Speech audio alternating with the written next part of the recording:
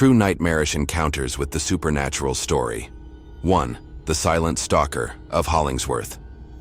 Hollingsworth Manor was an imposing Victorian mansion perched on a hill in the remote English countryside, its age-old stone walls enshrouded by thick ivy. The manor, while once a symbol of wealth and prestige, had become the subject of eerie rumors over the years. Locals whispered about the house's history, about the previous occupants who had mysteriously vanished, and the strange occurrences that seemed to haunt the property. But it wasn't until Sarah and Tom, a young couple seeking to escape the bustle of city life, moved into the manor in 1920 that the terrifying truth of Hollingsworth Manor would be revealed. Sarah and Tom had always been drawn to history, and the manor's grand yet decaying beauty fascinated them. They had heard the rumors, of course, but they were skeptical of such stories. They figured it was just old folk tales passed down through the ages, nothing more than superstition. However, within weeks of moving in, their doubts began to waver, as inexplicable occurrences began to unfold. At first, the events were minor. A light flickered here and there, an odd draft swept through the halls, and the old grandfather clock in the hallway seemed to tick erratically, even when the hands had long since stopped moving. But over time, the occurrences became impossible to ignore. Sarah would often hear the distinct sound of footsteps trailing behind her as she walked down the hallway. But when she turned, the corridor was empty. Objects would shift on their own, and doors would open with no one there to open them. One particularly cold evening, Sarah was alone in the library, reading by the fire. The stillness of the house was broken only by the crackling of the flames when she suddenly heard soft, deliberate footsteps from behind her. She whipped around, expecting to see Tom, but no one was there. The air in the room grew colder, and she felt a sudden heaviness settle over her chest. She looked back at the book she had been reading, and there, scrawled across the open pages, were strange, cryptic symbols that she hadn't written. Panic set in, and she bolted from the library, but the unease lingered. The situation escalated when Sarah began to feel a growing presence, something watching her, lurking just out of sight. Late one night, as she walked through the long corridor outside their bedroom, she caught a glimpse of something in the long mirror hanging in the hallway. A dark figure stood behind her. It was a tall, shadowy figure with hollow eyes, staring directly at her. Sarah spun around, but the hallway was empty. Terrified, she rushed back to the safety of her room and locked the door behind her. In the days that followed, the supernatural disturbances became more violent. The couple discovered a hidden journal belonging to the manor's previous owner, Lady Eleanor, who had written about her experiences with the very same spirit that now tormented Sarah and Tom. The entity was a restless spirit, a malevolent force that had been trapped in the manor after an ancient ritual gone wrong. It fed on fear and sorrow, growing stronger with each passing day. The couple tried to leave, but the spirit refused to let them go. The final straw came one evening when Sarah found Tom, lifeless, his eyes wide open, his mouth frozen in a scream of terror. His body had been dragged from their bed, his soul seemingly torn from his body in some unseen, horrible manner. Terrified beyond measure, Sarah fled the manor, never to return. To this day, the mansion remains abandoned, standing as a silent testament to the horrors that occurred within its walls.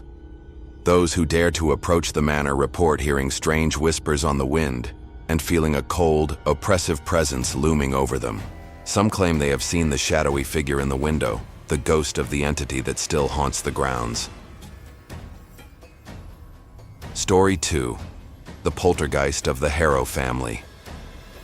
Home. The Harrow family moved into an old farmhouse just outside of Massachusetts in the early 1970s, eager for a fresh start. The farmhouse had been vacant for years, and though it was in a state of disrepair, the family saw it as the perfect home for their growing children. What they didn't know was that the farmhouse had a long history, and not all of it was pleasant. In the beginning, the family experienced little more than creaking floorboards and the occasional bump in the night. But soon, the activity grew more intense. The first sign that something was amiss was when the youngest child, little Katie, began speaking about her new imaginary friend. At first, the Harrows thought nothing of it. Every child has an imaginary friend after all. But Katie's stories became more detailed. She described the figure as a tall man with hollow eyes and a twisted smile. She claimed he would visit her at night and talk to her in a low, rasping voice. Katie seemed terrified of this friend, but whenever her parents tried to investigate, they found nothing. The strange happenings soon escalated. The Harrows would wake to find their kitchen chairs stacked neatly on the table, though no one had touched them the night before. Mugs and plates would fly off the shelves, crashing to the floor as if thrown by an invisible hand. The family's dog would bark incessantly at empty corners, its hackles raised in fear. Though no one could see what it was reacting to. Objects would move on their own, books shifting on shelves, doors creaking open and slamming shut with violent force.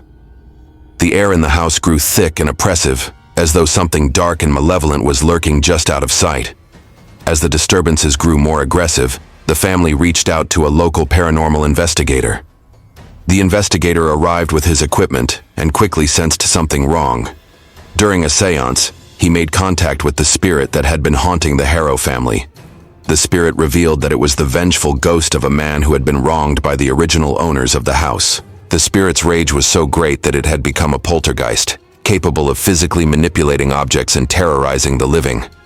The investigator performed an exorcism to drive the spirit from the house, but the damage had already been done. The Harrows were forced to leave, unable to live in the house any longer. They never returned, and the farmhouse was eventually abandoned. Those brave enough to visit report hearing the eerie sounds of footsteps in the night, the sound of objects being thrown across the room, and a low whispering voice that seems to come from the walls. Story 3.